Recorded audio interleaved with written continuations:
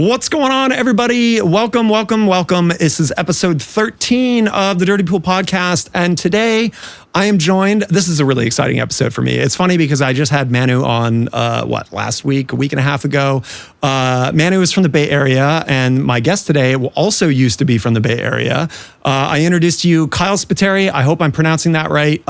You go by the nomer on Instagram, at least, as Black Cat Pinball, and you work at Stern. And you were the first person from Stern on the podcast, so welcome. Hello, thank you for having me. So I have a mountain of questions, all sorts of cool stuff. You're just a fascinating individual. I know you have been like hilariously bashing on yourself as not being somebody that is interesting, and I thoroughly disagree. Just as a quick shoot into the future here, we're going to be talking about stuff as you working as a motorcycle mechanic. You volunteered at Pacific Pinball Museum. You used to work at Marco Specialties. I mean, look, let's just dive in. What got you into pinball when you were in the Bay Area? When I was in the Bay Area, so I grew up in the East Bay, so like near Oakland, a suburb of Oakland. But I got I've always been into pinball, right? I've always been a gamer. I like games. So pinball was always something, and right, I think this is when pinball historically is also done well, right? It offers something you can't have at home, right? So I had all sorts of video games at home. I could play whatever I wanted. And, so when you go to these places, you go to an arcade or you go to a laser tag place, a bowling alley, whatever, and it has this other kind of game that you don't get to play very often. It's intriguing, right? You want to get in and play it. So like, I've been into pinball since I was a kid, right? But we all kind of go through the phase, or like at least at my age, right? Coming of age in the 2000s, like pinball went away really quick. When, Stern was the only manufacturer left, and the only games you might see on location are like really beat up 90s games and rarely like a newer title from Stern. I kind of lost excellent interest. Titles like 24 and Big Buck Hunter. Yeah, right, exactly. No, it's like, part of why Williams, like their own success was their demise is like in 2005, like the most exciting thing I could find in an arcade was either a Lord of the Rings or a really beat up Theater of Magic, right? Like those games earned so long, they never left locations. Totally, but, great games. But so like, I guess like fast forward to more interesting times. I started playing pinball at this place called 510 Pizza. And then started going to this place called the Lucky Juju in Oakland and Alameda, respectively. And those were, hop-in pinball locations, right? I started attending California Extreme. I started attending, So you told me you've been to California Extreme 30 times. Is that correct? No, not that many times. Oh, okay. I was going to say their 30th is next year, right? But you've been there a million times since it's like almost conception, right? No, definitely not since inception, but definitely like I think 2010 or 2011 was the first time I ventured down to go to that show, and I've been to it almost every year since. But I think like the end of this story, like the genesis of how did I get into pinball is when you meet somebody. You meet somebody else that you want to play pinball with, or they start teaching you things. And at that point, like it was over, right? My brain got recombobulated and I changed my career course, which you brought it up, motorcycles. I've always been into motorcycles. I used to ride dirt bikes as a kid. And when I got my first street bike when I was 18, my mom said, I won't let you have one, you have to move out. So I showed up with my motorcycle I had just bought and promptly moved out.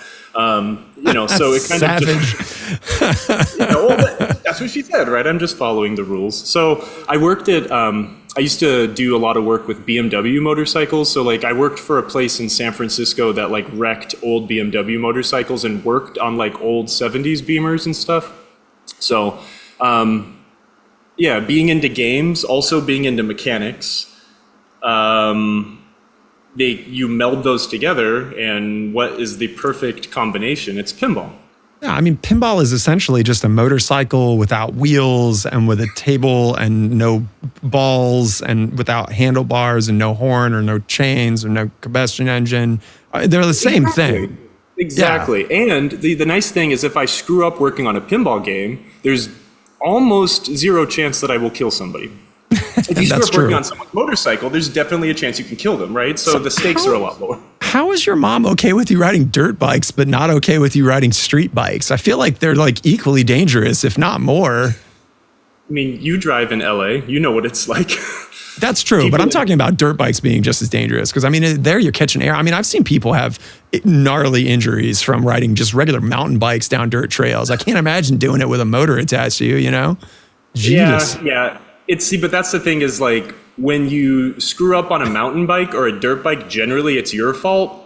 When you screw up on a street bike, most of the time it's someone else's fault, you know, cell phones or just driving like a jerk, you know.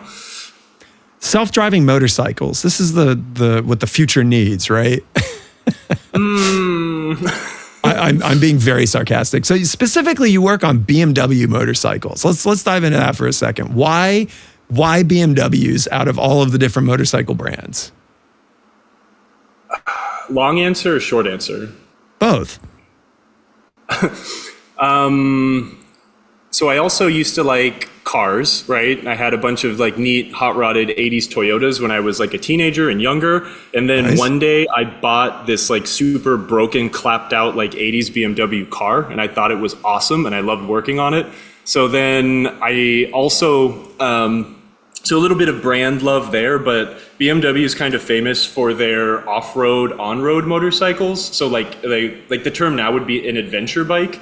So you kind of like think about a dirt bike crammed together with like a touring bike, and you get like what BMW is most famous for. So as a motorcyclist, my ideal kind of like motorcycle trip is like really long distance travel. So one of my best friends and I, we would, ride up to Vancouver for a weekend, leave hella late on a Friday night, get as far as we can stand, camp, and then spend the weekend in Vancouver, Canada, right? Ride back home, do really long trips out into the Rockies and stuff like that.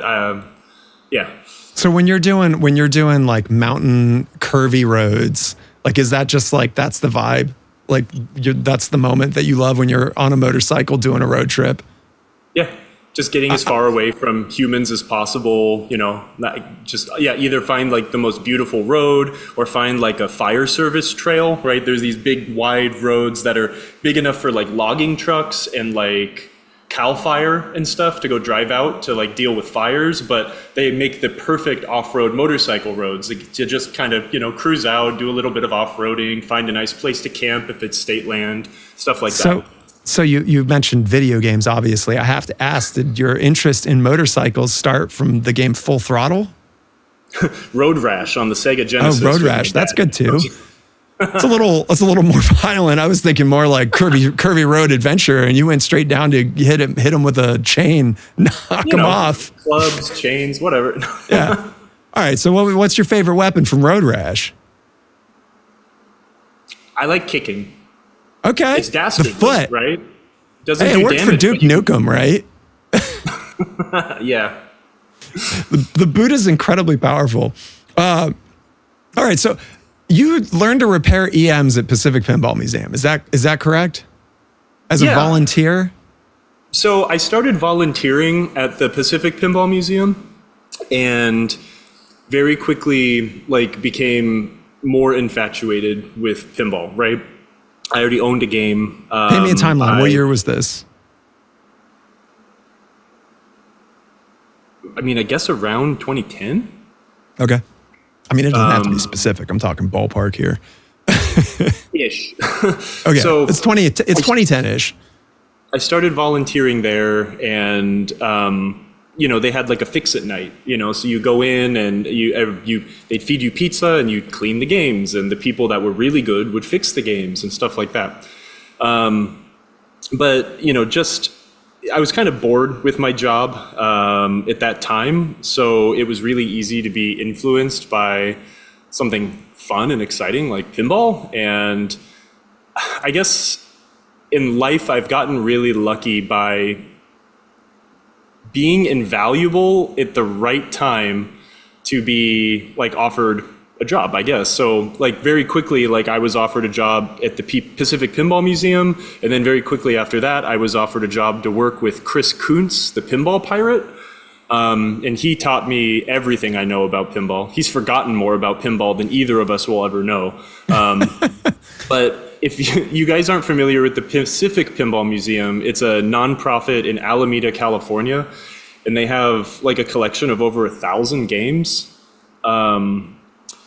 They have a museum you can go into and play like 110, but they're kind of separated by like era. So like, you know, older games, historical things, and then, you know, the more modern stuff. And then they'll have a special exhibit kind of showing a certain interesting thing in pinball history. So they had a whole exhibit about the Pointy People of Christian Marsh and Gene Kelly, two artists that were really influential in the 60s and 70s. Now I think they're doing an exhibit on women in the pinball industry and sphere. So, you know, artists and sound designers and stuff like that. So speaking of, you have that game behind you. We're of course talking about Xenon. That's right. I got to work on Suzanne Ciani's Xenon once through Pinball Pirate. She lives like up in Northern California, and I got to go service her Xenon once. That was really cool. That's really awesome. So she's a legend. I mean, I think that's her only pinball machine that she did. But if you don't know, Xenon that is the first and probably only, I think, that I know of pinball machine that has a female sound designer. And that was done in the, late 70s, early 80s. So back when sound design was not as easy as it is these days. So yeah, easy. I'm sure it is. Yeah, air quotes, easy. So that's amazing. The other thing that I really love about Pacific Pinball Museum is most of their games actually work, unlike the Vegas Pinball Museum, which we've talked about on the show before. If you ever want to go play a bunch of actual tables that are just tables and not pinball machines, check it out. You should stop by in Vegas. Yeah, the PPM is amazing. Yeah, so it's definitely worth going to. Chris basically gave you the whole handbook on how to repair EMs, I'm guessing solid states, everything. And then I learned a lot about fixing EMs from Michael Schiess, the guy that founded the Pacific Pinball Museum, but he was kind of like my artsy, like Sherpa into pinball, right? Like he loved the art and he also loved the history, and he really tied me in with like, you know, the cultural importance of pinball and like the zeitgeist of like the art itself being like the zeitgeist or like of the time when those games were made, right? And I definitely was in love with the older games, like from the get-go when I started volunteering there, because, you know, being a child of the 80s and growing up in the late 90s, you got to see the 90s games all the times, but like I had never seen Xenon, I had never seen Viking, I'd never seen a single electromechanical game, right? So they were really intriguing. Sure. Yeah, so people don't understand that pinball machines, you know, just like films are kind of like a snapshot of the era, right? Because there's so many components that go into a pinball machine. There's artwork, there's the illumination stuff, there's obviously sound and music. I mean, and just how it physically plays also is a reference of kind of what innovations are going on in the physical engineering space as well. So that's something that's always been fascinating to me. And it's cool how, you know, you can block off games and by different manufacturers and different eras. So I get that. I feel it. All right. So then you moved on to Marco after this, or what happened with the transition into Marco Specialties and your PinTech Live series? So I got offered a job at Marco Pinball doing basically like product management stuff. So Mark Mandeltort, when he was still around, he was the founder of Marco, an incredible, awesome, generous, intelligent person. He offered me a job and to move me out to South Carolina, which was a huge, huge, huge step, right? Being a California boy. Sure. But my wife and I went out there, and I worked at Marco for around 2.5, I think, years, about 3 years. And right before we moved was right before pandemic times, right? So as soon as we moved to South Carolina, we were like locked down and, you know, couldn't do anything. And Emoto, and I kind of had an idea of, we saw people live streaming, right? I loved watching Jack Deadflip, other people like do Who's like that? pinball stuff on YouTube. And she was like, well, why don't you teach people how to fix pinball games on the internet? And it's kind of like, that sounds stupid. Let's try it. Which, partly your role at Stern recently has also involved some of that. I mean, you have videos of how to repair mechanics for a lot of their games. I'm assuming that influence obviously came from that time at Marco. Yeah, I think that's something that Stern's always wanted to do, was try to like produce like how-to stuff. I think a lot of people nowadays, maybe it's like TikTok brain rot or something, like people can't comprehend instructions anymore. They like need to see everything done on a video, and that's fine and it's fun, and it gives me an outlet to kind of teach people to do stuff, right? I really enjoy doing it as a live stream because we got to take something, right? Something that didn't work. Many of these games that are actually from my collection in my basement were subjects on the live stream, and we take something that's broken, and then I would go through all of the experience I have, right, and kind of brain dump that. Like, this is how I would do this. And I was really anxious at first, right? Because like having an opinion on the internet is very opens up a lot of vulnerability, right? Totally. But, yeah, I'm laughing just because of how true that is. It's just very, It's as soon as you start streaming and you open your mouth, you have to overthink everything at this point. Do you think people like have lost something about learning how to do something on their own by just looking at a video that has it done? Like, I feel like part of the learning process involves failure. And if you're just watching a video that has the path to success, like what Yeah, I mean, we can get hella philosophical now, but I would agree with that. I definitely think, I'll give the short bit of this philosophical thing, but like the internet is like the worst and the best thing that's ever happened to humanity. We have all the information we would ever want at our fingertips. And the only way that would be useful is if someone wants to learn and to go and find it, right? And away from that, yes, I think it's more difficult for people to learn because you kind of have the ability to do things perfectly by being able to go on YouTube and be like, how do I do this? And someone who is maybe an expert can teach you how to do something, right? So I can't tell you how many times I've failed at fixing a pinball game or doing something, failing at anything in life. I failed at many things, but that's the only way you learn, right? Like, I remember following instructions isn't learning; it's just executing somebody else's, plan. Sure. No, for sure. Yeah, it is. Unless you fail along the way, which is totally fine. But I think, failure is not a bad thing. Failure is just another step along the path, Totally. Anonymous says that he feels video is just an updated way to learn. And I think that's true too. It really is down to the person. I think there's people that watch the video and then also try to figure it out. And then there's people that watch the video just because they want the thing to work. They don't care about learning about it. And I mean... Yeah.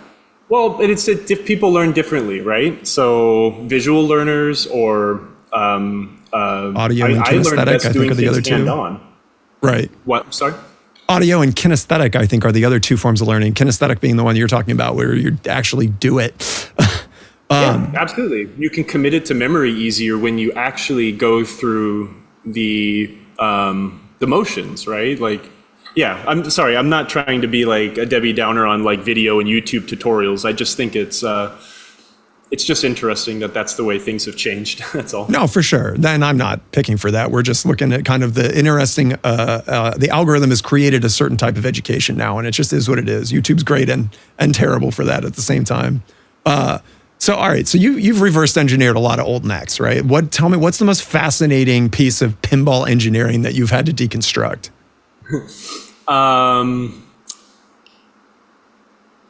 Zipper flippers. I love zipper flippers. Cool. Like, think about Fireball, right? So the little flippers that will come together and then can come back apart.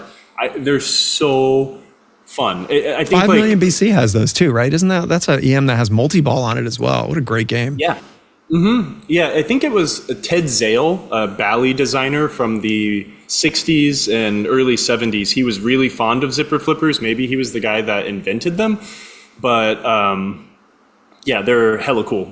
So what's fascinating about the mechanic? I guess there's a solenoid that fires or something that ends up pulling them together. If you don't know, zipper flippers have like they're smaller flippers and they zip together to completely keep the ball from going down the center drain. And usually there's a switch or some sort of whatever rollover or something that triggers that on the game. But what's interesting about the mech? Just how simple it is. Like pinball engineering has to be simple because it can't be expensive or difficult, right? I think that's like a constant in pinball engineering, like relative simplicity, even if the end goal is something well orchestrated and complex. But it's a plate that bolts to the playfield. Then there's a couple studs and some other little plates that imagine like your flipper mechs being mounted to a plate that also pivots and moves. There's one coil that pulls them in to bring them into the in position, and then another little coil that will unlatch and allow them to move back out. They're dead so simple, it's a latch mechanism. They're so cool. They're so cool. That's wild. Pat the weirdo says next Stern has zipper flippers confirmed. Yeah, how many zipper flippers are on Pokemon? 18. That checks out. Yeah, so no. Let's see. So in July, like around 2023 or so, you were officially adorned as the technical support engineer at Stern. Yep. I had a lot of wonderful friendships with people at Stern Pinball that I've known for some time, and through a little bit of trying on my end and a little bit of persistence, they offered me a job, and we moved up. My wife and I and all 4 of our cats moved up to Chicago, where we live now. I mean, that's obviously a huge compliment to both your education and knowledge for pinball stuff. The fact that a company like Stern would be like, hey, like, you should be here. That's got to feel very good inside, I imagine. Yeah, absolutely. Yeah, it's no matter how crummy a day is or how crummy a day ends, there's always a definite pride and satisfaction of being able to call those people my coworkers and get in and out of that building. It's pretty fantastic. Amazing. So what is when you got that role, what was the most intimidating part of the first day you walked into the building? Feeling like I had to know everything. Even though my favorite mantra forever has been, a real smart person knows where to find information, doesn't necessarily know that information, but it's that, first day of school kind of I need to, prove that I am smart and worthy. And very quickly I was like, no, I don't need to. Yeah, that's not necessary. It's about learning. Right? Was there a paddle? Was there a Stern hazing experience? Oh yeah, I can't talk about it though. I understand. That's the top secret Stern cult entrance Illuminati. And if anybody knows anything about cults, don't look at your palms. So how your job's changed from then to now, right? And you are involved in providing tours for the factory. I think a lot of people that are watching may have seen a lot of that from the King Kong and Dungeons and Dragons kind of releases, where you were kind of the spokesperson for interacting with influencers and whatnot like that. And I find it really funny because you've talked about how anxious you are and that you don't like to be on camera, but here you are in an incredibly interactive role with the community. So let's talk about that. How does somebody overcome an anxiety-driven kind of I don't want to be in front of people to that being your kind of day job? So my first expo at Stern, I was recruited to give tours. So I shadowed Dwight Sullivan on. What do you mean recruited? Did they point at you and just be like, "You're doing it"? Yeah, basically, it's hey, we need you to do this. Okay. So I was like, Dwight, teach me how to give a tour. And Dwight is relatively well known for giving fantastic tours. So I learned from Dwight, I gave those tours, and then one day I think they asked Dwight to give another group a tour, and he was like, no, have Kyle do it. And so I guess it kind of got bestowed upon me. I think they they ask me to do those tours when like people come into the factory, like pinball people, because I am a huge nerd and I will geek out with all of that stuff with those people the same way they're geeking out about it, right? Like I love standing next to the Hannafin press, right? The old Gottlieb playfield press, and talking about that for like 15 minutes and telling people how cool it is because they like that. So that's the press that's still used. That was in one of the recent behind the scenes videos, right? Yeah. Mm-hmm. Yeah. It's a really incredible piece of equipment from like the 60s. Like Gottlieb, I think they bought that when they moved their factory from Chicago out to a suburb, Northlake, where they made a bunch of games like in the 70s, late 70s till the early 80s. And when they moved from there in the 80s, they sold it to an equipment manufacturer. And that is where Gary Stern bought it because he needed equipment to run his own pinball company, Data East. Cool. We're getting some insider pinball knowledge, somewhat. Anonymous is saying thank you for answering a bunch of his questions on the D&D tour, and he's busting my balls for asking you a bunch of hard questions. All right, fine. An easy one. What is the hardest pinball mech to repair in pinball?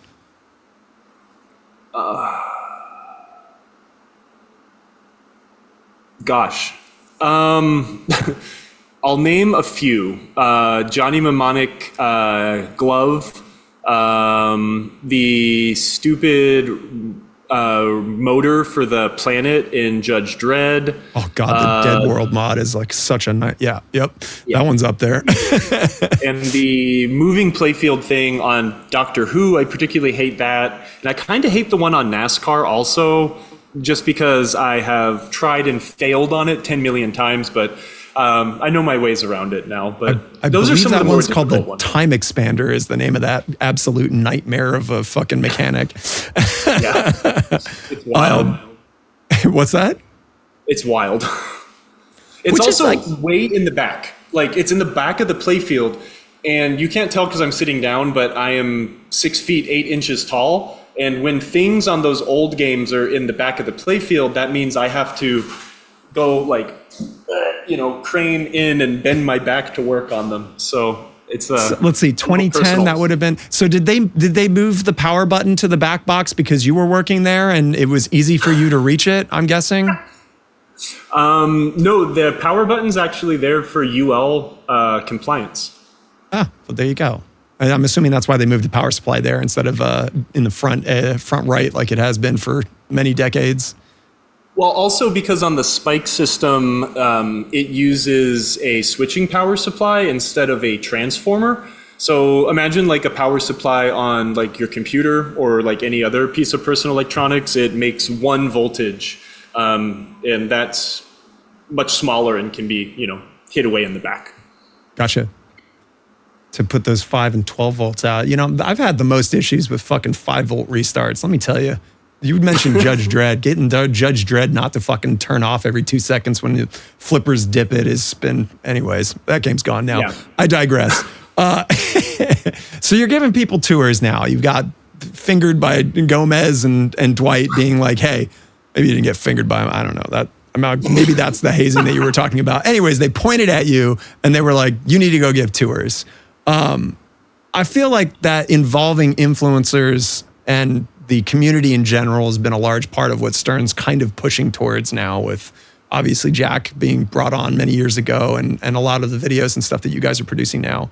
Have you noticed, the community in general responding better to Stern's kind of consumer involvement? I mean, I think so. I think it's a really positive move to bring the people who spend their personal time talking about our products and the games that we work, everyone works really hard to bring to market, reward them with the ability to come see and reward them with, not reward, but give them the opportunity to come and see, give them the opportunity to come and talk to the people that make the things that they love, right? We get to do that at Expo and open up the factory for everyone to come see. But again, when people spend their time, their own personal time, promoting the gospel that is pinball, like, yeah, come and see our stuff. Like, come and see like the thing that we were really excited to show you about. I think it's fantastic. And it's fun, it's fun to have people come in and be like, whoa, this is crazy, because I go into a pinball factory every day, and yeah, sometimes the amazement is lost on me. But when other people express it, it's just like, oh yeah, this is pretty cool. You mentioned the tours as if they kind of pop up. Do you just have like vagrants walk in off the street asking for like pinball tours, or like is it only during like scheduled, influencer or whatever, like showings? Yeah, we don't really do like public tours anymore, just because it's like it takes a lot of time and effort from people who are working to give like tours. So you'll have people call up all the time and be like, hey, I'm in Elk Grove Village. Can I have a tour? It's like, unfortunately, no, we can't do that. So yeah, but we do like have sense. One. It's not, you can't just fucking constantly have people like walking around the floor of a factory. Yeah, exactly. Yeah, it is a workspace. Yeah, for sure. I have an interesting question, and I'm curious why Stern hasn't pushed more of this. And it's nothing we talked about before. So when I was talking with Chad the Bird, he was speaking about how he's fairly close with the mayor of the city and is trying to help get Chicago to recognize pinball, similar to how like Detroit represents like muscle car culture. And I'm surprised that Chicago hasn't like doubled down on this as a way to develop business internally. I mean, there's a lot of pinball companies in Chicago. There's a lot of manufacturing occurs there, even though, some of it is overseas or parts that are brought in. So I'm curious why, Stern's obviously pushed fairly recently to bring a lot of attention to pinball outside of pinball people, because pinball people already know about pinball. Mm-hmm. Why no pressure on Chicago to try to make pinball like that's the city of pinball? I don't know, and I don't think I could give like the official answer to that, but I imagine that people have tried. And I feel like that is something that should be harped on more, right? Like we have this this really interesting museum, the Museum of Science and Industry here in Chicago. And, it's like, why they had a Mold-O-Matic. Do you know what those are? Mold-O-Rama, Mold-O-Matic. No, what's a Mold-O-Rama? They're these really, you know what? Hold on. I'm getting an example. We got a Mold-O-Rama. He's running off to get a Mold-O-Rama. If you're watching this on Spotify with your ear eyeballs, I'm going to narrate. He's running away down an incredible line of EMs and solid state games, and now he's running back. Now he's sitting down. I'm giving it for the podcast people later. Now he's got a Mold-O-Rama of ape. This looks like Congo. No, what is this? So it's an injection molded like black toy. It says Busch Gardens on it. But the Mold-O-Ramas and Mold-O-Matics, it's two different companies, but it's a coin-operated, like injection molded toy, right? Oh, cool. It's this thing, it's under a big glass dome. You put money into it. The thing, goes into action, pushes the injection mold together, injects it full of hot plastic, and then it kicks out a silly little toy like this. But it was something that was like invented in Chicago, right? And they were manufactured here at some point, and I digress, but the Museum of Science and Industry had a big exhibit on Mold-O-Ramas. And when I was in there, the whole time I was thinking, it's like, man, this would be an incredible place to show, like the history of pinball and how pinball is very uniquely Chicago. Is there no pinball in the Museum of Science and Technology? What the fuck is that? That's ridiculous. This is what I'm talking about. How the hell does the city of Chicago have an entire facility based on science and engineering and doesn't have one of the nation's that's the source of pinball. That's so dumb. You guys need to get rid of that mayor. Boom, out. Get a mayor that actually gives a shit about pinball. Fuck this guy. Next time I go see Chad the Bird, I think I'll be like, hey, go make him an offer you can't refuse. I don't know. Yeah, exactly. We get some like a little bit of the Goodfellas operation going on. Yeah, Anonymous says put Roger Sharpe on it. Exactly, right? We should. Have him do it again. Save pinball twice. You're not done yet, Roger Sharpe. He just came in third in the league that I play in this previous weekend. So nice. That's pretty awesome. Roger Sharpe just destroying all these middle-aged and young folk. It's important, man. These old guys, we got to do stuff, right? Didn't Jim Balsito win, what was it? Something recently. He won Classics Division at some, I don't know. Chat, help me out here. Anyways, let me do another reintroduction where we got a boatload of people. It was Yegpin. Thank you, Roller Coasters. We have a lot of engineers on the channel. When I do my midday streams, it's filled with engineers that are sitting there watching pinball instead of doing their job, which is fine. I don't mind having a bunch of random people get paid to watch me play pinball. You love it. But if you were just joining, I am here with Kyle Spiteri of Black Cat Pinball / Stern, and we are talking about why the mayor of Chicago needs to get the fuck out. So yeah, welcome again. Hello. Kyle is the support and it's your technical support engineer, I guess is your official title, right? That's what the business card says. Yeah, the business card. But you're just a pinball lover through and through, and we've talked about how you've spent time learning about pinball repair at Pacific Pinball Museum all the way to Marco, and now you're at Stern, and that's what we're talking about. But we're gonna digress real quick because you made a comment in an interview that I think is so awesome. And I want to explore it a little bit. You mentioned that you appreciate, and I quote, survivor games. Games that have just seen some shit as opposed to, restored new games.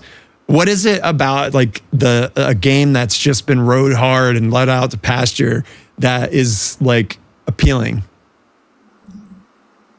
I think it's the nostalgic side of me. Like, I'm a history nerd. I went to school for, history and stuff like that.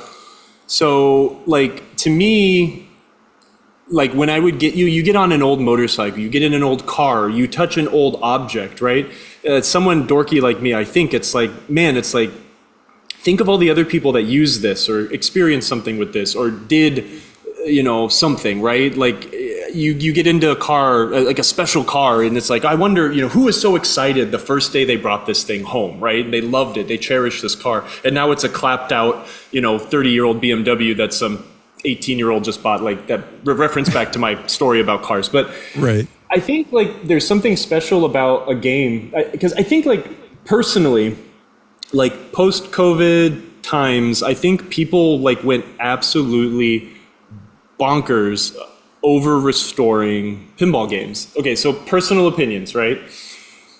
I think it's like, to me, I would much rather see a game actually restored, right? So you take what you have and you present it as well as it possibly can be. So you're saying no hard top, no reproduction playfield. You're talking about paint that shit and then call it a day, kind of? I mean, yeah, kind of. Look, there's like definitely games that need to be restored in a way that is essentially replacing everything. Are you actually restoring something if you're replacing everything? No, you're building something new. There's something really charming to me about going and playing a game. You go find the Attack from Mars that used to be at Free Gold Watch was my old boss's, right? He's owned this game since like 1998, 1999, and he was still operating it, and I was taking care of it at Free Gold Watch when I still lived in the Bay Area. And the scoop, right, the saucer hole was so blown out. It was enormous. But it was just like the greatest playing like 10 game, spicy right? burritos level, like wide. Absolutely. Wow.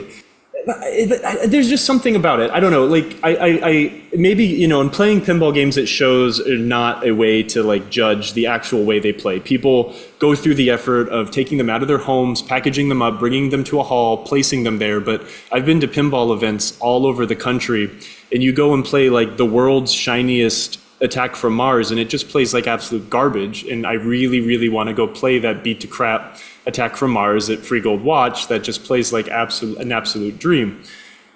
I find it more interesting if you're lucky enough to come upon something that is in a state that can be preserved, like I would much rather preserve it and enjoy it how it is instead of like everything in the kitchen sink. I wish I could show you some of my games to like give you a better example of like what I'm talking about. I'm not saying like if a game is missing half of the paint between the flippers and the slingshots, you know, you're a fool to replace the playfield. It's you're missing an insert, so you have a third scoop on it that didn't have one before. Yeah, I don't know. It's just, there's something to me, a game is only original once, you know, and there's going to be a certain point where it's like there's not a single Addams family that hasn't had a new playfield put into it, you know, like for better or worse. It's just a personal thing. But no, I mean, I think that there's something to that. Michael just said, he says, I think that's a part of the hobby that gets lost. Games have a lot of history behind them. I bought games and wondered what their lives were for decades before this and who played and enjoyed them. And that's true. I mean, I think that the pinball hobby and people that love pinball, there's like a weird romanticism about it that like, I don't think people get if you aren't like really into pinball, right? And you can't help but like, I mean, Ace, Skogie on Tilt is like our closest arcade. And, you know, Shane's got a ton of different games that come through there. And for the most part, like they're in amazing condition. They play great. He works really hard for that. But yeah, there's wear on them in ways where you're just like, you can't help but wonder like, what was this game's life before this moment kind of thing. And I don't know. I've talked about how I think arcades have a responsibility for keeping older games like going, because people generally don't collect those kind of games at home. And I say generally because I saw your collection. We did a quick tour, and you are like, my man, you have such an amazing collection of games that aren't just a wall of new Sterns. No offense, Stern. But that's great. I mean, it requires people like you in order to keep these games going so that they are still playable by somebody. Yeah, I guess like I listened to that discussion. I believe you were talking to Ian about it. And I guess like I kind of agree and disagree at a certain extent. Because yes, I think it's really important for people to get the context and like see what pinball was and what it used to be, and then enjoy something that's new and see what it has become. I think though, like just the financial like burden that like an arcade actually is to an owner potentially, you know, it's like you gotta stick with what earns well. There's some people that may be really lucky that don't necessarily need the pinball to pay their bills in certain like arcades or locations or something, and they have the luxury of being able to share like whatever they want to share, right? Some pinball communities are like I was about to say something, I won't say that, but there's some pinball communities that maybe like they may appreciate the older games more as opposed to like only enjoying the newer games, right? Go to a tournament and listen to the sighs or the disdain that comes from like some tournament players when they have to play a game from the 80s or something like that, right? Sure. And they really, really want to use their skills on games that are like from the 90s and newer because it takes a different set of skills, maybe. I mean, they both translate, but so like, yes, I definitely think that like locations have a duty to like kind of show, but I don't know. I feel like they also need to operate what they make money on, you know, to make sure that they don't go away. Totally. And I talked to Rachel and Kale about this, and you know, my statement was never that arcades should only have vintage games and classics. That's definitely not the point. But if arcade owners just wanted to make money, they would only have claw machines. I mean, those are like, they print money. I'm serious. There would be claw machines on card systems, and that's it. And you can see this if you look at bowling alleys. I mean, there's businesses that have no interest in pinball. They only care about making money, and those game systems are translated into just those types of games. So to a degree, like if you have an arcade and you have any pinball machines, that means that you do care about pinball to some degree. Otherwise, you wouldn't have fucking own an arcade. So just a handful of classics. That's it. That's all I want to see in an arcade. Along with, I mean, you know, Kong and whatnot. It's the same reason it's like why like I like to gravitate towards like pinball locations that have like a great spread of like oddballs and stuff, right? There's this fun location here in Chicago, pretty close to me, called the Chicago Billiards Cafe, but they've got modern games, they've got some 90s games, and then they have a Gottlieb Bad Girls. And whenever I go to that place, the only game I put money into is Bad Girls, right? Like, it's just, it's fun. When am I going to get to see this again? And right. You got to put money in Bad Girls for sure. I don't know. Like, This one is a hard one to debate because like I will debate either side, but again, like you pointed out, most of the games I have are old, and that's just what I like. I'm lucky enough to have all this space, so I don't need to just have like 1 or 2 games that are so insanely deep that that's all that I need to entertain me. I love going and playing. I'm going to play Mars Trek for 3 minutes. Okay, that was fun. Now I'm going to go move to Jungle Queen. I'm going to play that for 2 minutes, and I'm going to move on to, I don't know. No, for sure. And it's not a debate. It's just it's a curiosity. I love going over to collectors' places like yours, like with that, open their home to tournaments and home, invasion essentially, and have like a really eclectic collection of pins. I don't. I have a lot of new pins now. I used to have a bunch of classics, and I just wasn't playing them as much, and decided to sell them. And there's a few that I absolutely regret and wish I still had, but I guess it just depends on whether you're playing them for the kind of antique nostalgic element and their art package that you want to have, or if you're playing them for, pinball rule sets and big scores or whatever. I don't know. There's no wrong answer for a home collection, but it's arcades that I'm talking about that I feel like that's a place where you can roll in and be like, oh, cool, there's a Raven here. I'm going to play it, The greatest game. The greatest game. Since we're talking about games that are overhyped, and not that that's just as a quick little segue, I want you to check out a shirt here and we're going to have a little chat. Okay. Okay. Okay. Can you read that? Yeah. It says Whitewater. So before you say anything, I agree with you. I think Whitewater is an overhyped game. It's good, but that shit is not like, well, come on. Okay, so this has been taken out of context and in context a few times, but my opinion on I love Whitewater. What a fun game. It does everything right. It's got great sounds. It is fun. Sure. It's got so much fun. But I can't tell you how many times I've had if you had to go to a desert island and take one pinball game, what would it be? And so many people are like, Whitewater. Well, that's because it has water in it, so you would be able to survive and drink out of it, obviously. You could turn it into a raft. I don't know. Right. I don't know. All right. So someone asked earlier in hearkening to that question what your favorite pin is. So we'll add. Let's say you've got a solar panel that can put out enough amps and wattage to support a pinball machine of any period of time. What is the pin that you bring to this island? Oh boy. Again, this answer changes all the time. Totally.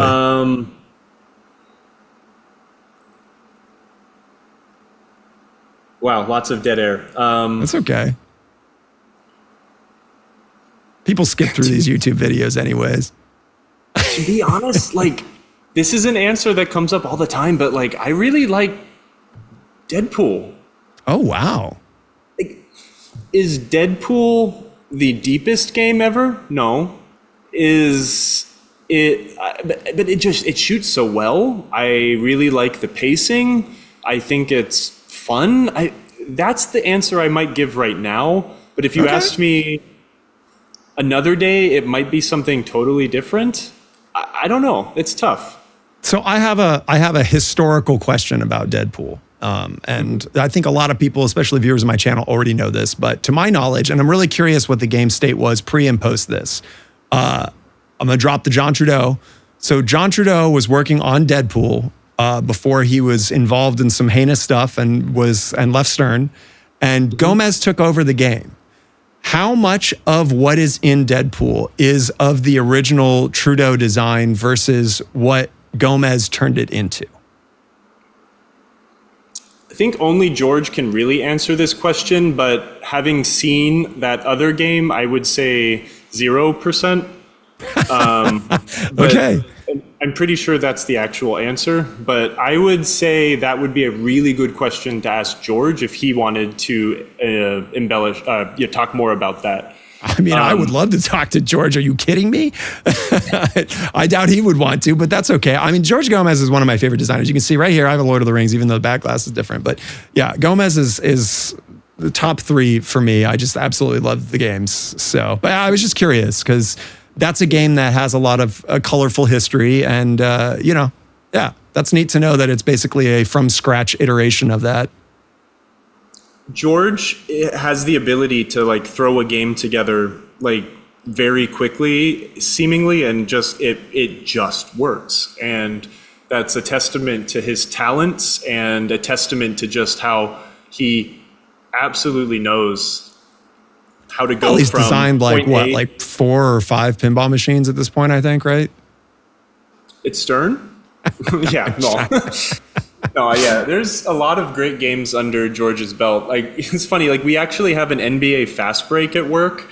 Nice. I haven't played it in a long time, but man, that is one of my favorite George Gomez games. I don't think he particularly likes that game too much, but I love fast break so much. That's too bad. One of the only games that has a heads up kind of connectivity thing going on. People have been saying for a while now that they want to see a Kong and Godzilla connection thing.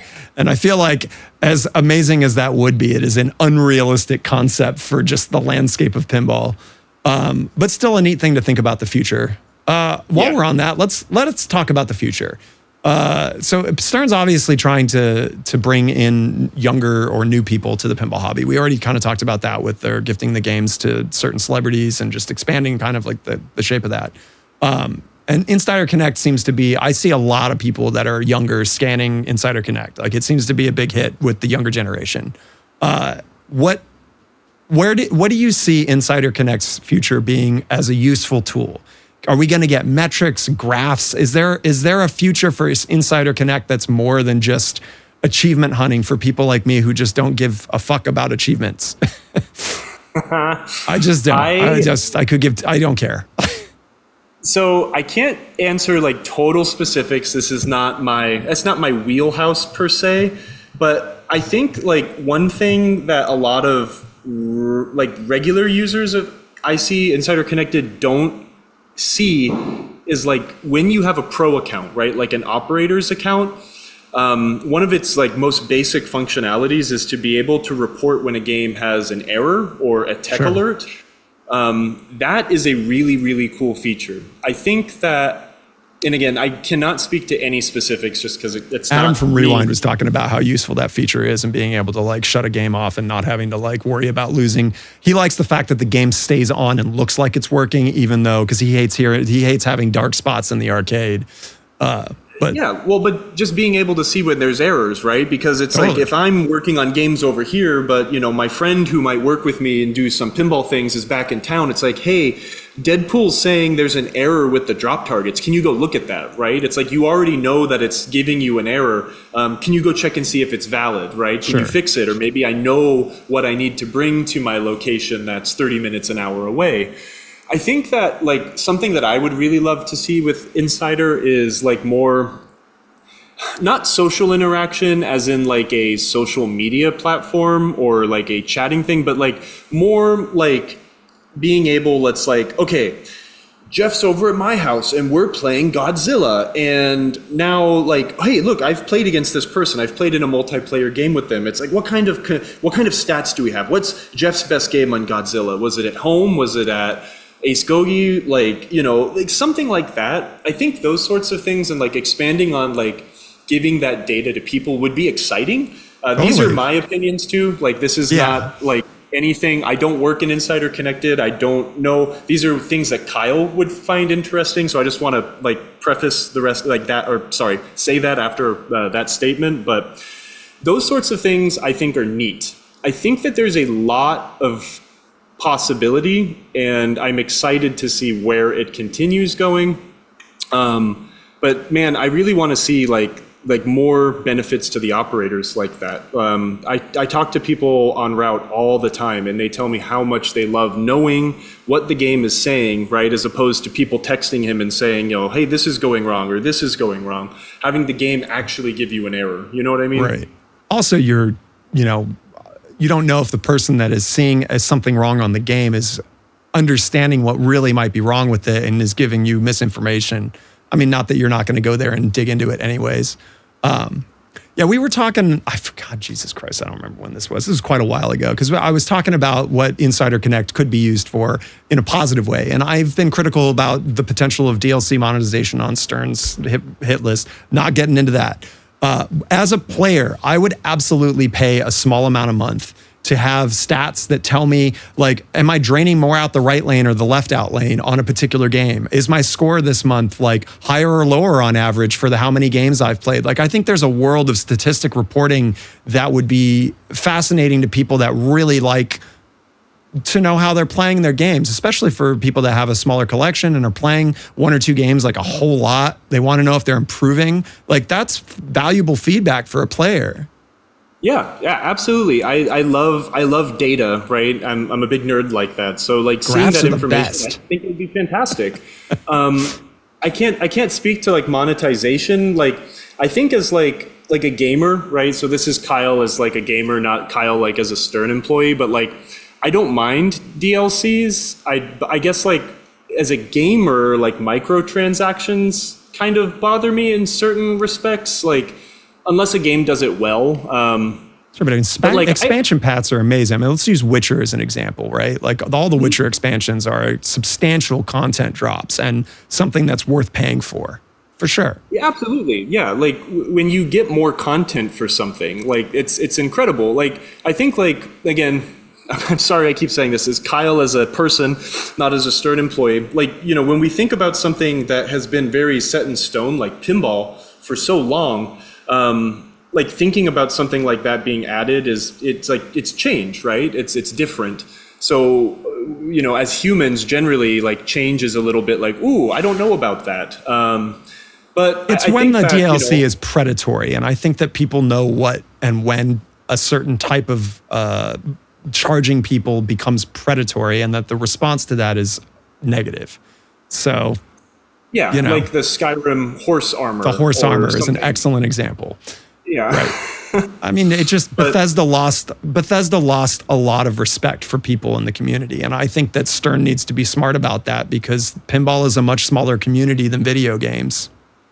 You know? I think the thing for people to take away, like when you're thinking about discussions like this, you have to remember that everybody that works at Stern Pinball loves pinball, and they love the things that we make, right? Like, no matter what you read on Pinside or how people might think that, you know, it's like, oh, this. It's like everyone there loves pinball, and we love what we do, and we want to make the best thing we can for people that interact with it and play them and buy them, and, you know. And it's not just Stern. We've been talking about this with Pinball Brothers. I mean, like, Predator's getting like reamed in the ass on Pinside, and nobody's even played the game yet, right? It's a lot of hate about not having movie assets and things like that. And something that I've like been trying to be a proponent and preach for is for people to be less toxic about pinball because of the reasons you just mentioned, right? Like, everyone that works at Stern is a person. People have feelings, and they're not trying to make a product that's here to hurt your feelings. And to be enraged at things that are just not a personal attack on you just because they didn't check a certain box for you sucks. And I can't imagine being in a position like that where you put your fucking everything you got into a game to try to make it great, and then it just gets poo-pooed on for silly reasons. Don't be a bad pinball person. Just don't. Yeah.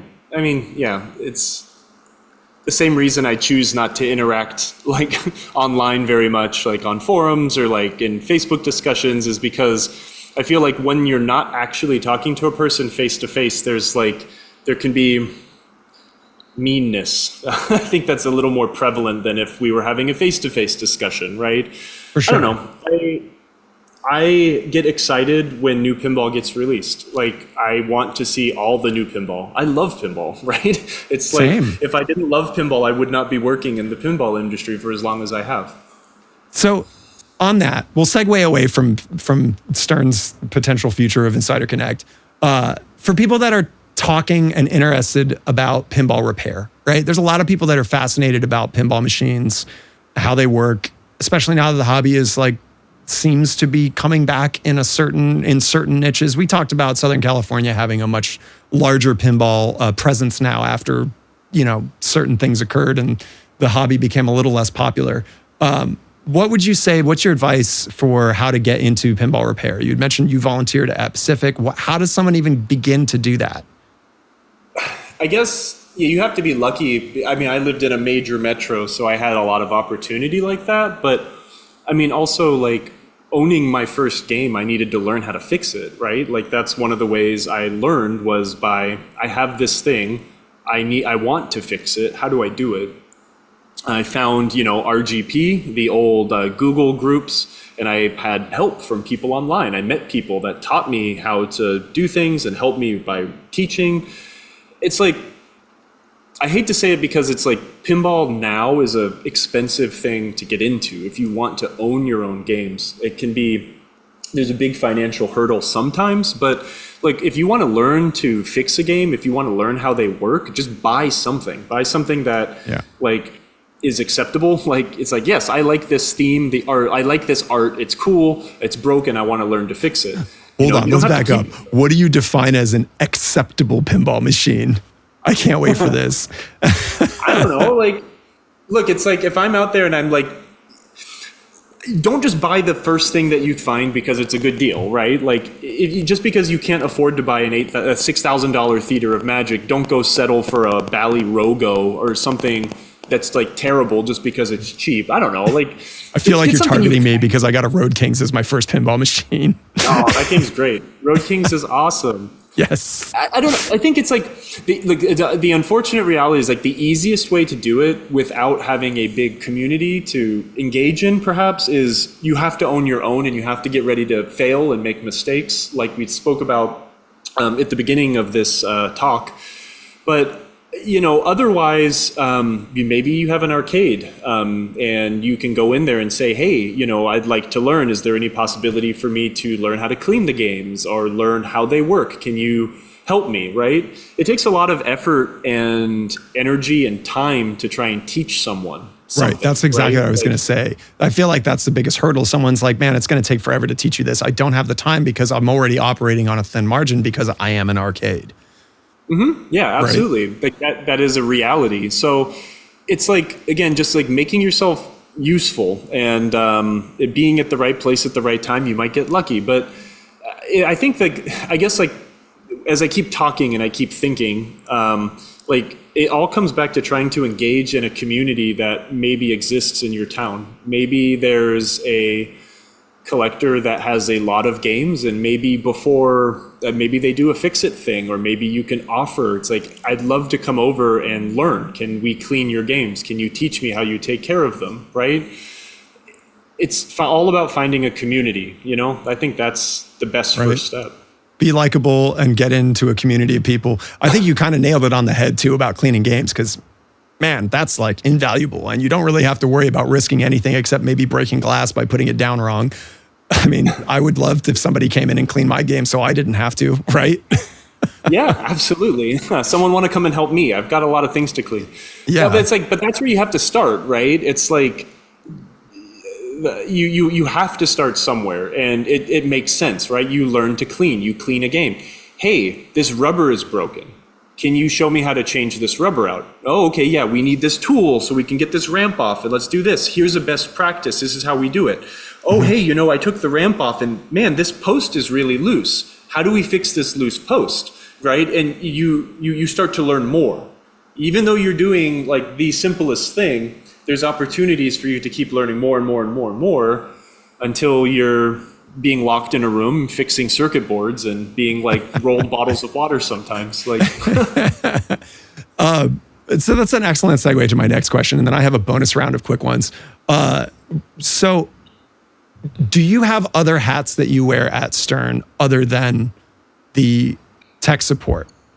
Is there, because I know that you personally helped me with a service issue with one of my games, and which is how we started connecting. I'm curious how like granular Stern is with okay, this is your job, it's the only thing you're doing it, or how much of it is people helping to fill in positions that are fluctuating? I mean, I think the thing to remember is like, at the end of the day, Stern is actually a relatively small company, so a lot of people do wear a lot of hats. I do tech support. I have been sent to media days where publications come in and we show off a new game, and I have to talk with a journalist. Last year, I went to San Diego Comic-Con and did media presentations on Godzilla 70th and John Wick. Sometimes sometimes I'll do things in the lab, take this game apart and clean it and put it back together and, do that, make it as good as possible. There's a lot of things that we get to do. I get to do, which is fun. I helped, one time Keith came to me and said, help me put a King Kong whitewood, tear the whitewood down and put it on this arted playfield for me, or with me, right? And we built the first arted playfield King Kong Pro out of a whitewood because he wanted help, right? So it's like there's a lot of people do a lot of things. It's a really, it's fun when things get communal that way, for sure. Yeah, I mean, I would say that the best working environments have that vibe to it instead of like a, I don't know, cubicle that you sit in and just do your job.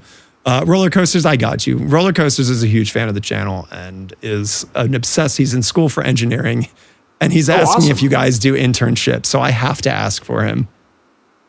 Personally, I don't know if we do internships, but what I would suggest you do is, you could send, whatever information you have to info@sternpinball.com and it can be forwarded to the correct people. I would absolutely suggest doing that. You miss 100% of the shots you don't take. Wayne Gretzky, Michael Scott, I don't know. It's true. And what is the lab? The lab is like the workshop. So the lab is kind of like where things get tested and prototypes get put together, stuff like that. It's the shop, basically. The shop. All right. Bonus round. Quick questions. You ready? Yep. Favorite playfield toy you've ever serviced? Favorite? Oh, geez. Yeah. Thinking. It's called a lightning round, man. Come on. Jaws fin target. Okay, that's cool. All right, one machine everybody loves but you hate that isn't whitewater. Do people like No Good Gophers? Because I really don't like No Good Gophers. I don't think some people like either.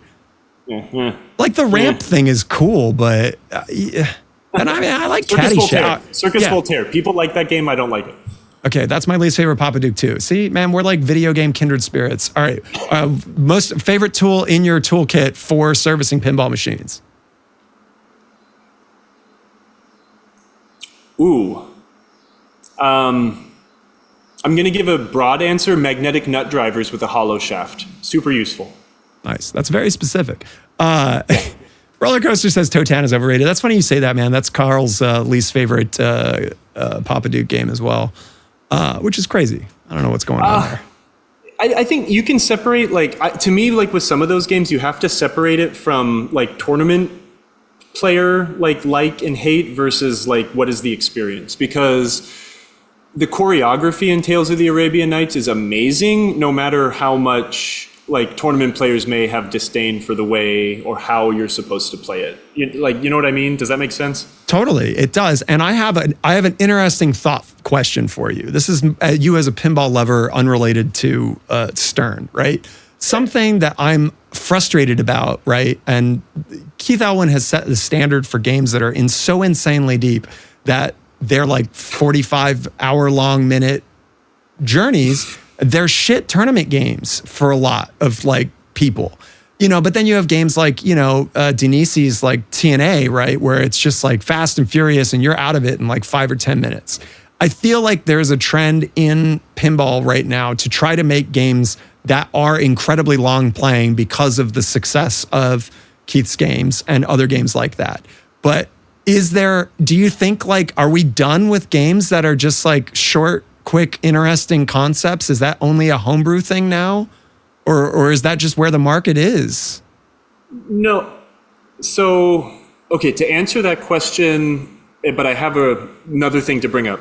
No, I don't think so, because go play John Wick. I hate John Wick. I've played it. I love John Wick. I love the playfield of John Wick so much because it is mean. And I really like a game that fights back. In the same reason why I love TNA, which is I have over there off camera. It's one of my favorite games ever because the machine fights back. And I feel like John Wick does that so incredibly well. I have a feeling, and I kind of have a theory, and it's probably true, but you also have to think like, now that a massive majority of all pinball games, not just like what Stern Pinball makes, but every pinball manufacturer makes, most of them go into homes, they don't go into an arcade. I feel like the experience of pinball has it changed and had to adapt to its new environment. There was this thing. That's very true. That's an excellent statement. When I was working at with Chris Kuntz, the Pinball Pirate, we were a repair place, but we sold games too. Stern dealer, JJP dealer, and we sold refurbished games. But you had people that come in and be like, I want a Captain Fantastic, or I want a Black Knight, because that's the game I had in my student union when I was in college, right? And it's like, you kind of have to like creatively tell those people, no, you actually do not want that game because you are going to buy that game and you are going to get so incredibly good at it and so incredibly bored of it because there's not much skin in the game. Those games were absolutely designed to be played a quarter at a time, not consistently on free play until you get absolutely bored of it. Yeah, but Brian Eddy has kind of circumvented that with the concept of being able to come back to your play where it's saved, like with D&D and, Venom to a certain degree. And I think that those are really interesting concepts that personally I do enjoy because it gives a player like me who's not like absolutely excellent an opportunity to see the end of a game. And also something I enjoy about D&D, is there's something like that I've talked to people about, and I know that you have criticisms of D&D, and I like listening to them. But I certainly have talked about D&D a lot. That's very true. D&D offers like a different way for people to play pinball as well. A lot of owners and people that I talk to about that game, they have played it just to see and interact with the story, as opposed to see it and interacting to like get a good score. Sure. Right? For the record, my complaints about D&D have never been about its mode progression and kind of save state stuff. I think that's a necessary evolution of pinball for people that aren't good and do want to be able to experience a wizard mode and not have to just use it as a challenge mode or something. For the record. Yeah, for sure. I think it's an interesting experiment, and I think it's neat how it's been implemented. I like that.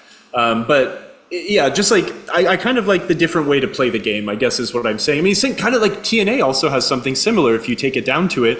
Am I playing the game to like destroy all the reactors, as many as I can, or am I actually trying to like, am I playing for score? Am I going to try to manipulate it to get the biggest score? I don't know. Which is great. I like that a game that is short and quick like that has options as well, because usually you have to have a game with tons of things to do, long playing, in order to have those options. So for those to be available on a play field that's much simpler, I appreciate that.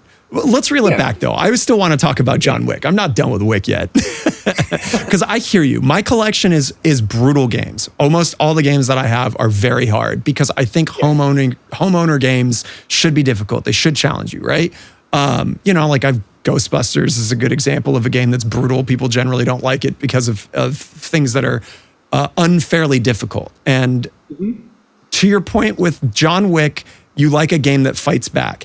In my opinion, I think a design philosophy should be that the player should have an opportunity to fight back against the fighting back. And I think that John Wick's rejection shots are just, they don't provide that. And I like the way that the playfield's laid out. I think that they fixed the scoring. The criticism that I would give, other than the fact that it fights back too quick and you don't have an opportunity, is that with the recent updates, it seems like the solution is to just increase ball save time. And that happened again on D&D. And those are Band-Aids. Those aren't solutions to design. I don't want to call them problems, but like it's a quick fix for something that's a little bit deeper, in my opinion. Sure. Yeah. I think that's 100% valid. I think it's like, I think the joke and what it 100% comes back to, though, is there is a person in pinball land named Steve Richie. And Who's if that? If you told him any of this, he would say, play better. I'm just kidding. No, I agree. There's things that I definitely agree with you there, and I think that's also the fun thing about pinball, right? Is like when you blow like a newbie's mind and you blow their mind that like pinball actually has rules, right? And you're not just flailing and doing things. Every game plays so different. There's people that like, I only like Steve Ritchie games. I only like Pat Lawler games. It's like there's always that fight, right, between those two guys. I like the flow, or I really like sniping and stuff like that. Where it's like, I don't know, there's a game for everyone, right? That's kind of the fun thing about pinball, is that there is a game for everyone. We all have totally different likes and dislikes when it comes to like how a game plays and how it's set up. And there's a lot of games out there, right? So that's kind of like another funny thing I see when people are like, they don't like a new game that's released and they haven't played it and they, kind of trash talk it online. And it's like, if you don't like it, don't play that one. Just play another one. There's a lot of other games. Just shut the fuck up if you don't like a game and you haven't played it yet. Like, don't spread that information. Like, you can't, like, who the hell talks shit about something that they haven't touched? It's just wild to me. So I do want to remind chat, please fire away. This is an opportunity. The one of the reasons that we do this live is for questions. Al Anonymous has put an absolute banger of a question here, and I'm going to read this. This is fantastic. Al Anonymous said, by the way, Al Anonymous is like one of the OG streamers. He's like an old timer for streaming. He says, with Stern game modes that are held behind insider exclusivity. So he's talking about, for example, the Jaws 8-bit mode. He's talking 30 years from now. Oh man, stop talking. I got to keep scrolling up now. 30 years from now, if you ever have a chance that Stern isn't around, the game mode's now lost, right? So he's talking about the idea that, you look at kind of games now, the content is forever, right? But now we're locking it behind a piece of technology that may not function in the future and is now dependent on people for reverse engineering it or something in order for it to be usable past our generation. And, I would like to hope that games like, Deadpool behind you, I'm just using it as an example. I know you've got Frankenstein, King Kong next to you, that those games are going to be played in 50, 60 years, I mean, I have a Lord of the Rings that's not incredibly old, but my Twilight Zone is fairly old and still kicking, but all the stuff that is involved in that game is fully accessible no matter what. No hacks or anything to get to it through some sort of weird technology issue. Look, I think that this issue is not just something about pinball though, right? Because when I look at my Steam library of hundreds and hundreds of pieces of software that I own through license, a service of Steam, right? So what if next week Valve declares for bankruptcy, they are dissolved, and everyone is fired, and the servers are shut down? Where are my games? Yeah.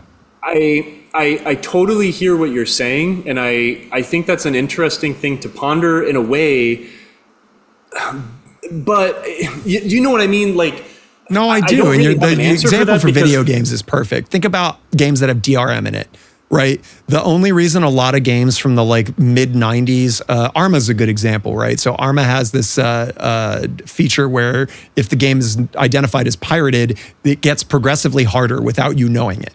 And without that being known, right? So there was a rip of this game from back when I was much younger where the game just gets ridiculously hard and you don't know, right? So it takes the community to reverse engineer these games and kind of break that DRM in order for it to exist in a format where it is accessible. We could also talk about the Witcher companies, what they bought, GOG, right? So GOG is a kind of archivist company that provides software that doesn't have DRM or any of that bullshit in it, and is also trying to withhold the legacy of DOS and CGA, VGA games, all that shit. This is harder to do with pinball because a pinball machine is itself a physical object, right? But it is also now a piece of software. Yes, and that's an interesting thing to bring into that discussion, right? Of buying is owning, the whole save this game thing that was happening, like in the EU, etc. It's an interesting thought. I guess like I don't want to think about it because Stern Pinball is never going to go out of business because pinball is beloved and we're just going to keep making games until the sun crashes into the earth. I don't know. All praise. You know. But I think it is a really, food for really thought. Interesting. It is an interesting discussion to have in this era of gaming, whether that is video gaming, in our instance of like physical gaming and combined with software, right? Times are changing, and that's just the way things are now. I don't own physical data sets of any video game that I've played for the last 20 years, maybe. I mean, 15 years. Sure. I don't know. Movies are like this too now. You don't buy movies. You buy the right to own a digital version of it that can be removed at any time. A bunch of PlayStation owners had a bunch of their content ripped when games suddenly servers shut down. I mean, there's all sorts of issues with the world. Yeah. Sin13 has a really great question too. He says, Kyle, would you ever be able to do a Stern School deep dive on Spike 2, like the presentation you did with Chris a month or so ago? One more structured and edited with clearer audio, I think would be really helpful for a lot of people to understand how to debug Spike 2 systems. There you go. Yeah, absolutely. I mean, I'd love to do that, and that's something that I can bring up to the marketing people when we talk about doing another tech school thing. I actually just got sent up to here another hat, right? I just got sent up to Toronto to go to Player One Amusements, our big Canadian distributor. They're fantastic people, but I gave all of their route techs throughout the entirety of the province a seminar on Spike 2 and how it works and things that you should know about operating a Spike 2 game and stuff like that. I would love to do that. Here's the thing though, is like, I am not an engineer. I am not like super high level. I can't explain things in a super, super detailed level. But I think it's like what people have told me over the years from streaming and talking about tech stuff is they like it that I can explain it in a simple way and not in the like super heady way. So like, I'd be happy to consider that. I'd love to do it. So I'm even actually thinking about bringing up streaming again. This basement is pretty dark, but I would love to do more tech streams on my free time. So lights are great. The tube lights, I highly recommend these ones. What legend over there pushed through the idea of getting an actual like map of the game for switches and other things with the new UI that came into Spike 2? So that's something that like I know that like company wide they've wanted to do since we introduced the LCD screen with Batman or Aerosmith, whichever this first Spike 2 game was. But the person, the legend, he is actually a legend, is Marco Penacho. He pushed that through and did almost the entirety. Well, I won't say almost the entirety. He did so much of the work and was like the orchestrator for that whole program. Marco Penacho is a name you might not know, but Marco Penacho has worked on so many games you love. He was the main coder for Fishtails. He designed all the rules in that game.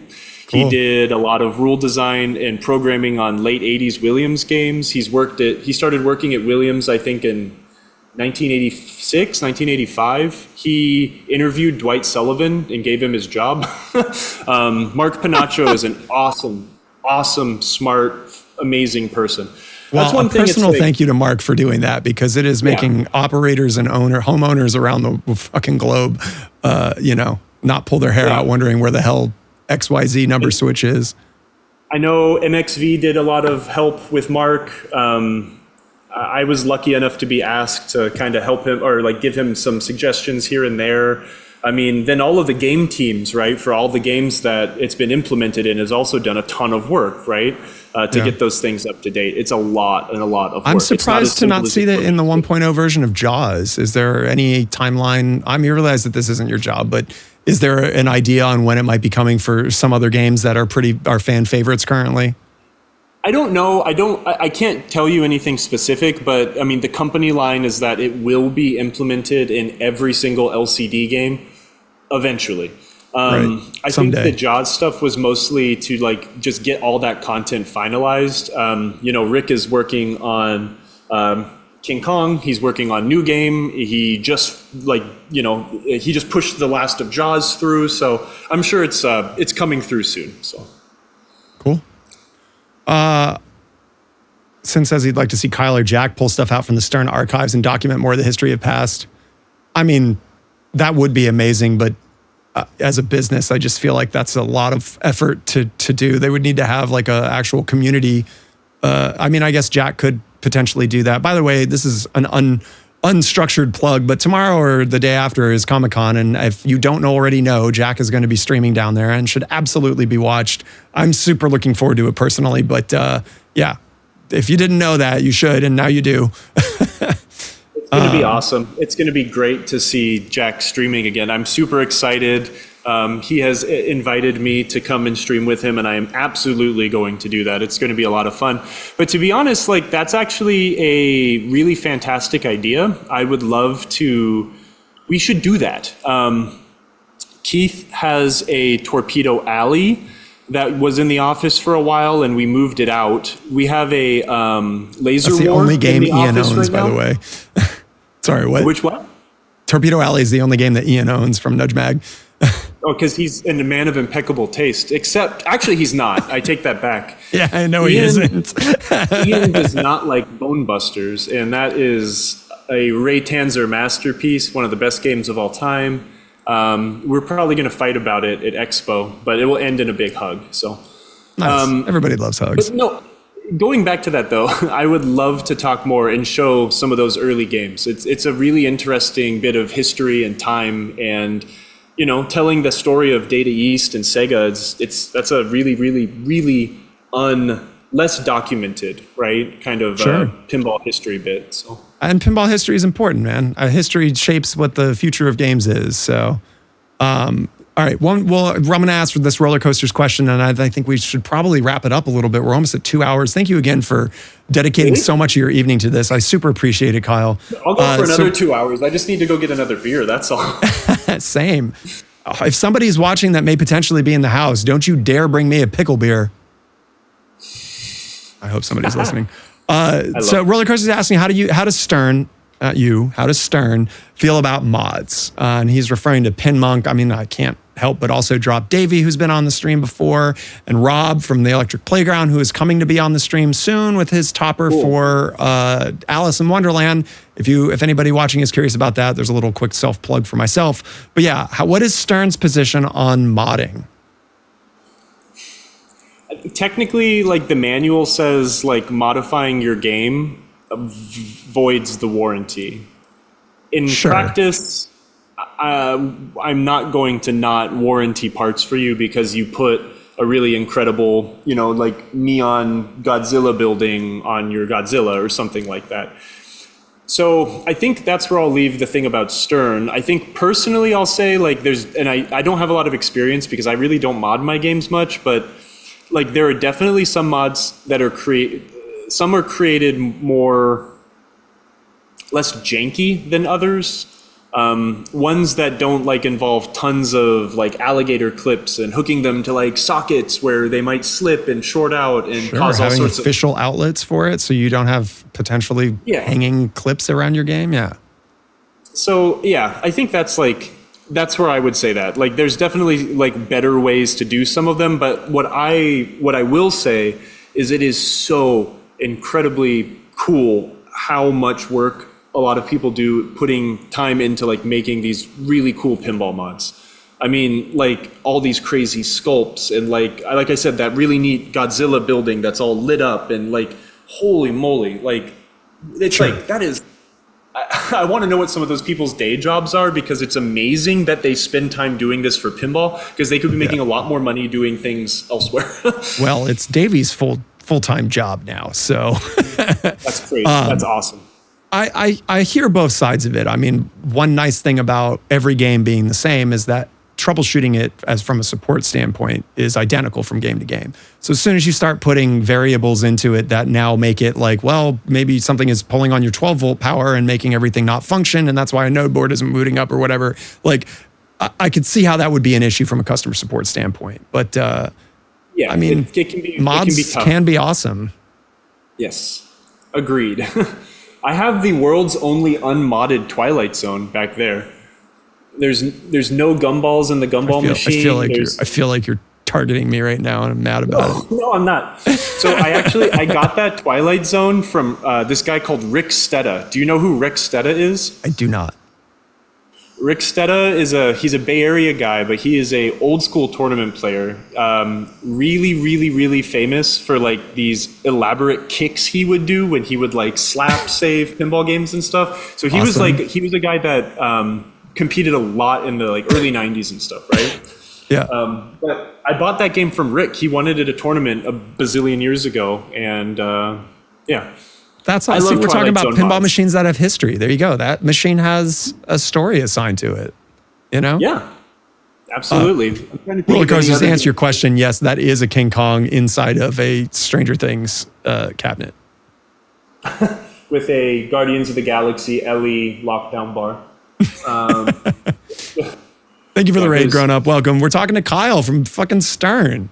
We're just about to wrap up, but please, I recommend anybody who is joining in now to check out the first half of this where we talk about where you came from, your entire journey up until Stern, and then the second half where we talk about a lot of Stern-related stuff. I'm having a blast. And silly stuff. I didn't kill Stranger Things. Stranger Things is just right here. Oh, that's kind of not killing.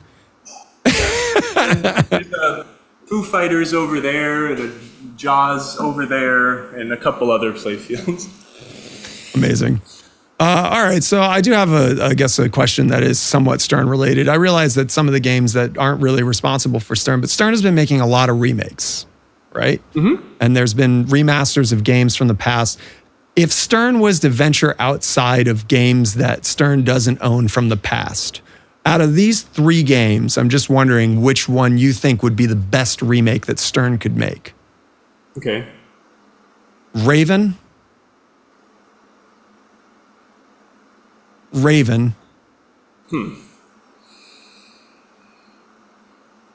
Raven.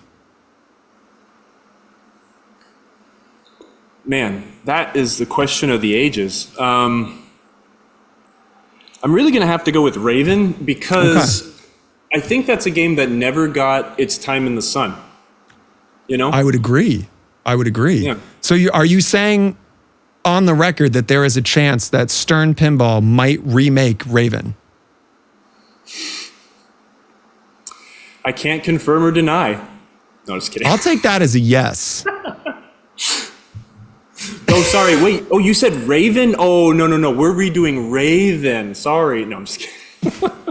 RAY-VEN. Okay, yeah. I have to do that, man. That's just the thing I got to do for some reason. I love that game.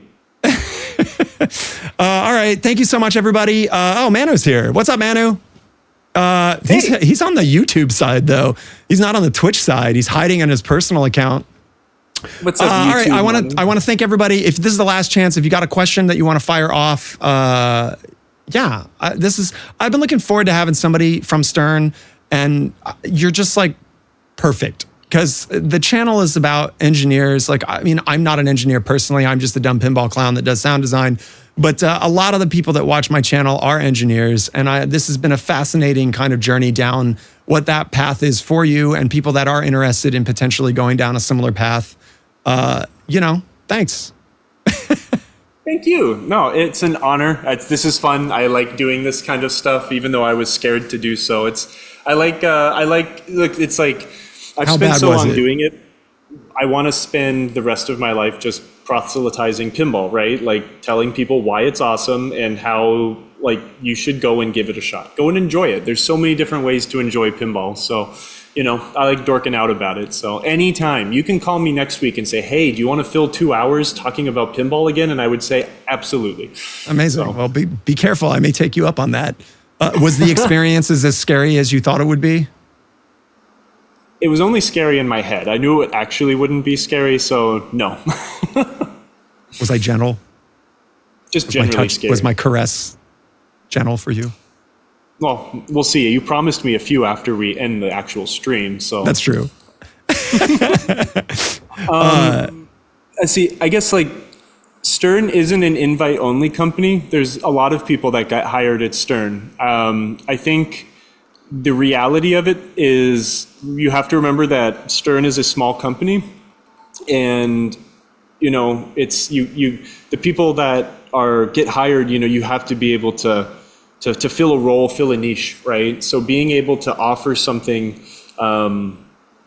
is important. I mean, like any job, right? This is not a unique thing at Stern Pinball, but you have to remember pinball's a really small industry. And even though I work for a company that is, very big in the pinball space, it's still a very small company.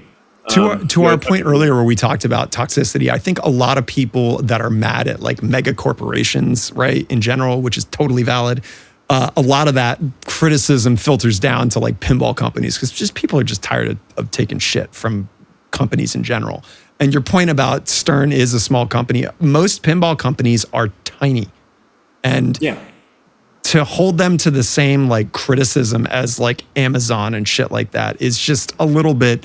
Just remember that a company that is making pinball machines is small and made of real people, not drones. And we all have feelings and we all love what we do, right? But it's like what I would suggest to everyone here, it's like not to pitch like, I don't know, Stern things, but like you should come to Pinball Expo. If you can afford to travel, if you can come to Chicago, come to Pinball Expo. It's really, really fun. You get to meet us and people that are more interesting than me, like game designers and software people. You get to actually meet and talk to these people that have interests that aren't just pinball. Maybe you'll have something in common with someone else. Sure. I'll be at Expo. I'm very much looking forward to it. It's my first time. Awesome. Yeah, we'll definitely be linking up, but you'll just let me know of your travel plans because maybe if you come early, I could give you a little tour, or we could go out to a drink or something, But I do enjoy the drink. I also enjoy delicious beers. The drink. So let's say, ask if Stern's ever considered remaking an old classic. We just talked about that. They're remaking Raven. Fuck big game. No, I mean, kind of technically. I mean, the Beatles. That's fair. It's Sea Witch. That's true. Loosely based on Sea Witch, right? Yeah. So loosely. I'm sorry. Did you say loosely? Well, I mean, but you talk to George, and George will tell you that there's not a single stake or post in that game that's in the same spot that it's in Sea Witch. I mean, he tweaked. Okay, but being 2 millimeters off doesn't count, George. Well, but go play Beatles and go play Sea Witch and see how crazy different they shoot. Like, that's fair. Honestly, but. Roller Coaster says really Black Knight. I guess that's true. Black Knight is, the playfield is very similar. There's moments in it that harken back to the originals. That is true. Those classic games are fun, but you have to remember, just because it's simple and from the 80s doesn't necessarily mean it would be a cheap game at the end of the day, right? There's still a lot of development that has to go in to actually get a game like that into production. So 100% true. Yeah. All right. Amazing. Thank you, everybody. Please stick around because as we do, we try to find some channel that has very low viewership and raid them just to be awesome, because getting rated by a shit ton of people makes you feel good when you're a streamer, and we need more streamers. So let's go find somebody. I've said it a billion times already, but thank you, Kyle. Thank you again. And stick around so we can chit chat. And I hope you've enjoyed this. Please come check out all the other podcasts we have going on. I have a shit ton of photos from my journeys of California Extreme on my Instagram going up. I'm working on a video that is kind of more of an artistic exploration of California Extreme through like my kind of thing. It's just a very me thing. And that should be up in the next day or two. So yeah, I'm sure I will be posting about it. And if you see it, think about watching it. Maybe you can spot yourself. If you went to California Extreme, I shot a lot of footage there. In fact, California Extreme asked me if I was recording upskirt shots on my tripod. And I had to ask them, what are you talking about? Strangest encounter ever. Anyways, thanks for watching, everybody. Bye. Bye.